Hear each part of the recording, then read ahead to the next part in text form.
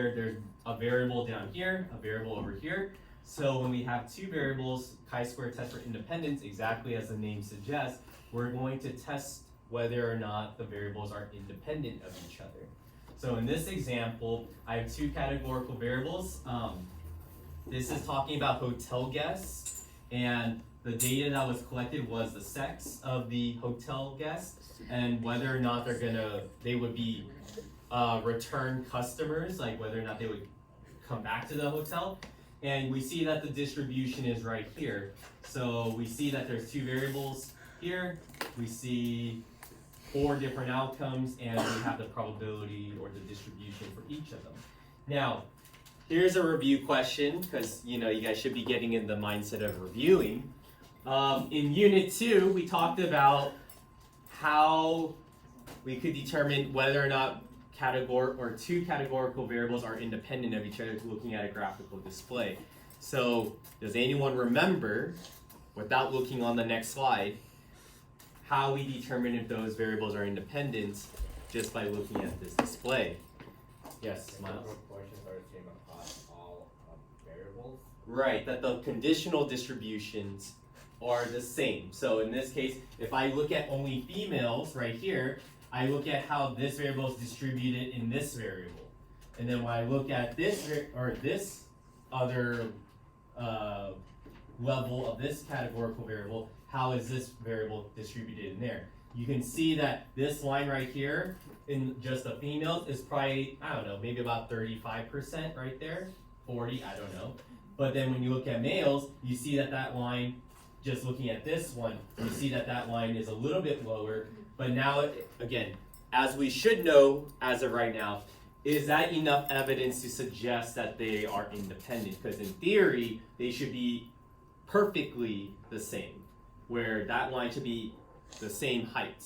But is there in the sample data variation to the point where is this significant enough? All right, so obviously we should allow some room for error. So is this enough to prove if these variables are independent or not? That's why we have a chi-square test to determine that. All right, if there is enough evidence to suggest that. Okay, and then this is, again, a very similar slide to Unit 2, where how do we know if two categorical variables are independent?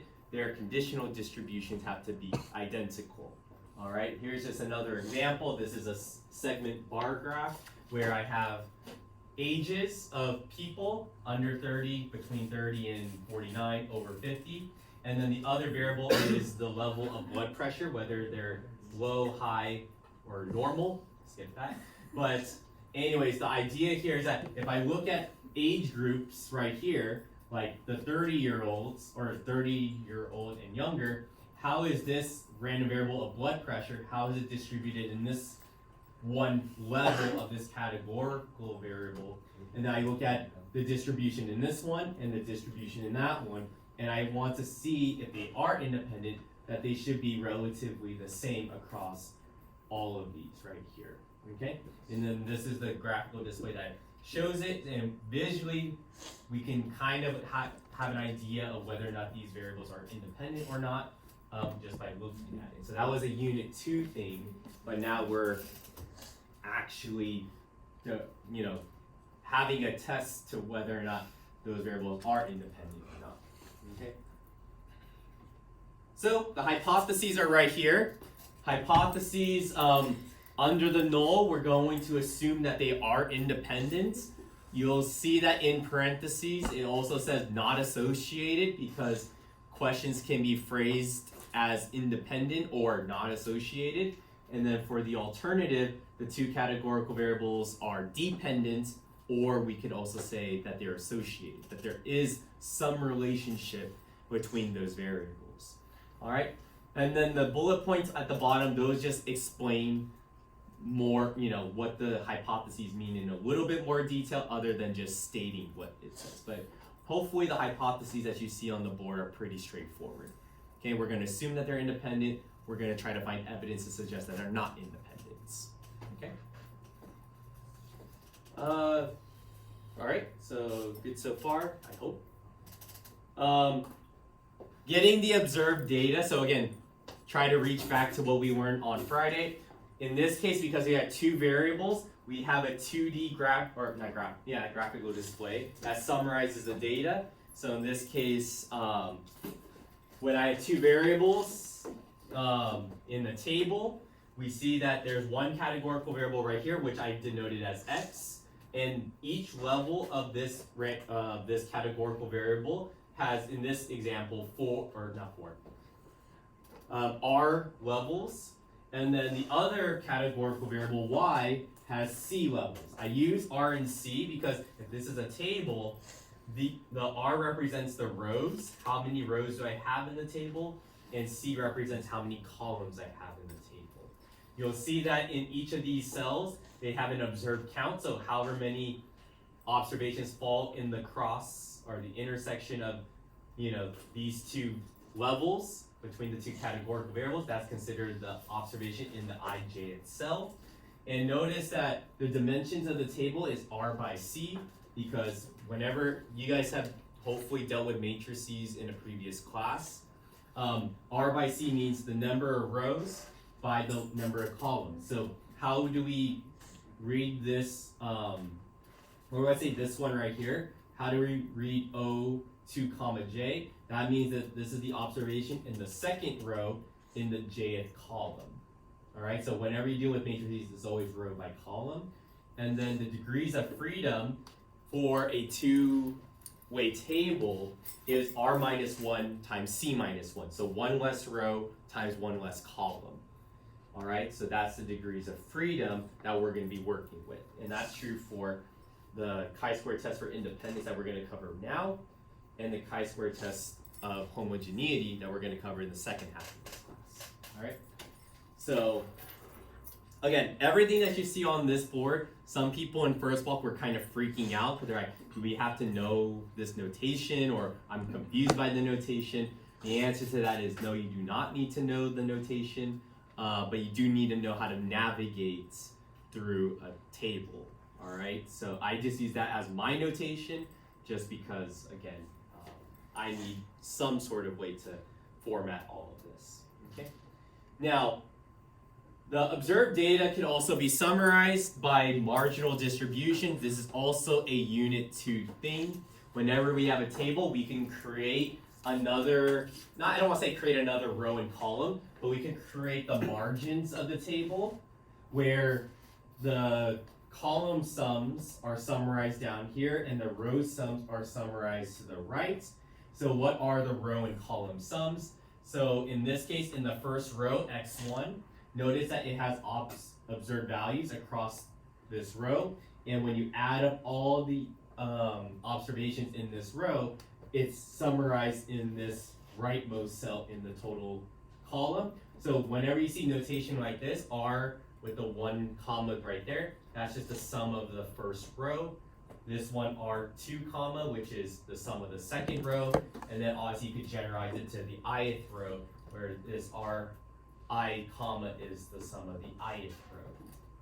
And then you could also go vertically as well, where y1, if you add up all the observations here, this is the column sum of the first column, which is denoted as c comma 1, and then c comma 2, etc. All right, so the marginal distributions will play a factor in what we do later on. Okay, so again, that's just notation, and that's marginal distributions, which we covered already in Unit 2, so it should bring back some memories. Okay. All right. Hopefully we're good so far. Now, I talked about observed data, and if you guys refer back to the chi-square test statistic, we need to figure out the differences between the observed and the expected values. And this chi-square test statistic is almost the same as what we had on Friday. The difference is, well, not only the degrees of freedom, but also there's two sums right here, because we have it's a two-dimensional table, right? So we have to cycle through the first row, then the second row, then the third row, but when we go through each row, we also have to go through each column as well. So because there are two indices, I and j, we have to cycle through all of those. Notice that I goes from 1 to R, because that's the rows, and then J goes from 1 to C, that's the columns. So you have to cycle through each row and each combination of row and column indices to get through the entire table. So it is the same formula, observed minus expected squared divided by expected, but now we obviously, with a two-way table, we have another index to worry about. But it is virtually the same formula, okay?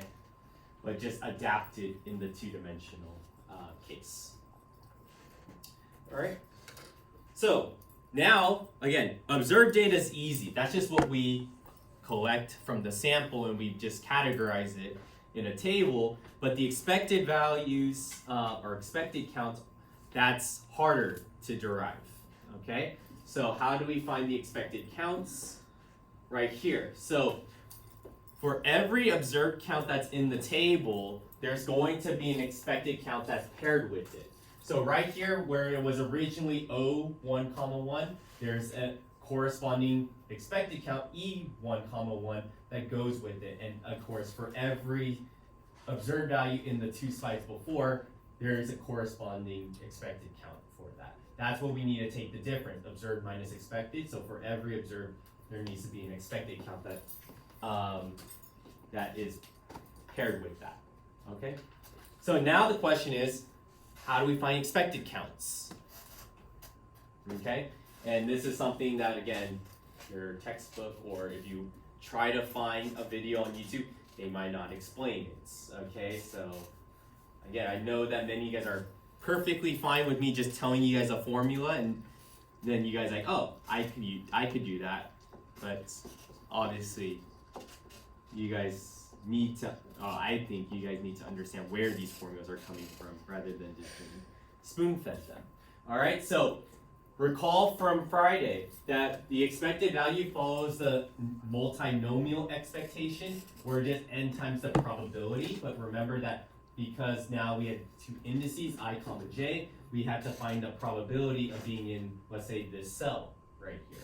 So now we have to figure out, okay, what is the expectation of falling in here, which corresponds to, okay, what's the likelihood of being in this cell?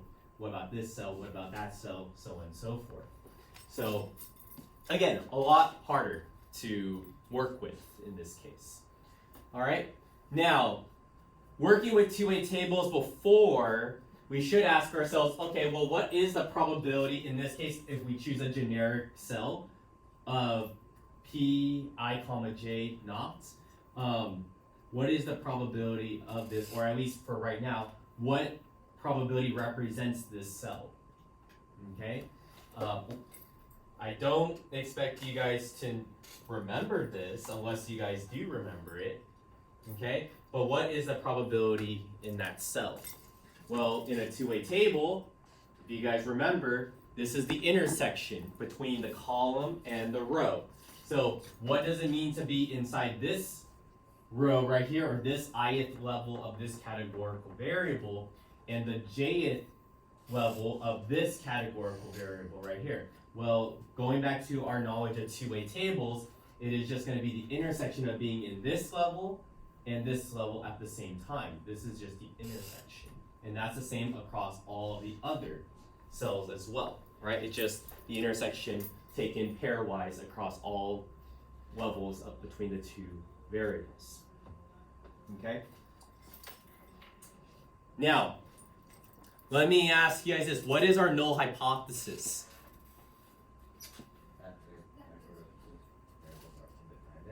That the variables are independent. So another key thing to remember here is that the expected counts are calculated under the null hypothesis.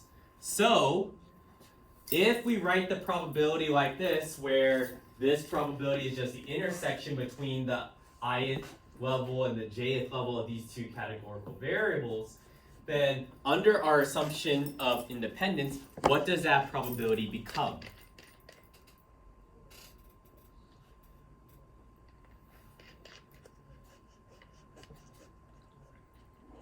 Without looking at the next slide.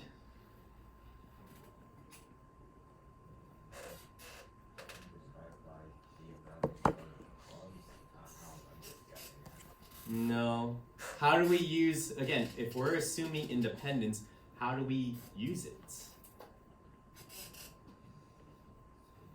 Okay, so if you guys, again, you know, your memories are really great, all right, as you know, as great as you guys advertise them to be, all right.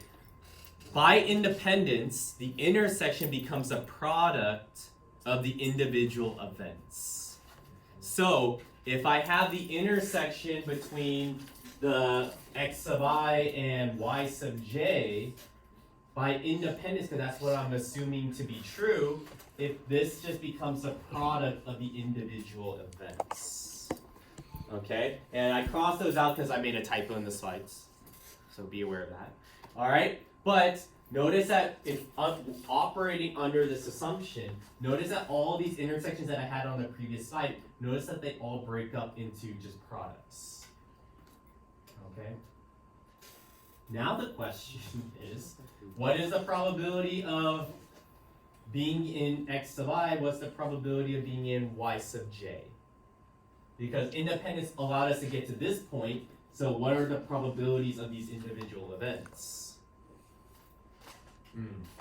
And again, this is all operating under the null hypothesis. Okay? So, again, that's why in the previous unit, and on that quiz that you guys did so well on, when I asked you guys the question, I think it was this class, when I asked you guys, what does it mean when we say under the null and what are two implications? This is considered an implication under this null hypothesis. If we assume independence in the chi-square test for independence case, what does that lead us to? It enables us to figure out what the expected counts are in this case. So that's why knowing what you're operating under is actually very important. Okay? Now, our goal right now is to figure out, okay, so what exactly is the probability of x sub I and y sub j? All right? So, here's a proposition for you guys. It's called a proposition because I'm just saying, I'm proposing that this might be the right direction to go in. All right, so under the null hypothesis, the probability of the ith level of x and the jth level of y, which is x sub I and y sub j respectively, can be estimated by the unbiased estimators p hat sub I, p hat sub j, respectively. So in this case, p hat sub I, comma, right here, is the probability. So if I want to figure out what's the probability of being in this row right here, well, the best estimate that I have for this is I'm just going to add up all of how many observations are in this level right here, which is, if I'm talking about x sub I, then the sum of all the values inside of here is the row sum. That's why I asked you guys to recall the marginal distributions. How many observations are in this level, the row sum of the ith row, divide by n. So I'm just trying to find the proportion of observations that are inside this level out of the total. That's literally this. And going back to what we know about proportions, this estimator right here, this proportion, in the long run should be converging to the true value p of x sub I, which is the hypothesized value. And then same thing for p hat sub j. I find all the observations that are in y sub j right here, which corresponds to the column sum c comma j, and I take that as a ratio to the total right there. So I'm just taking this ratio, and by, again,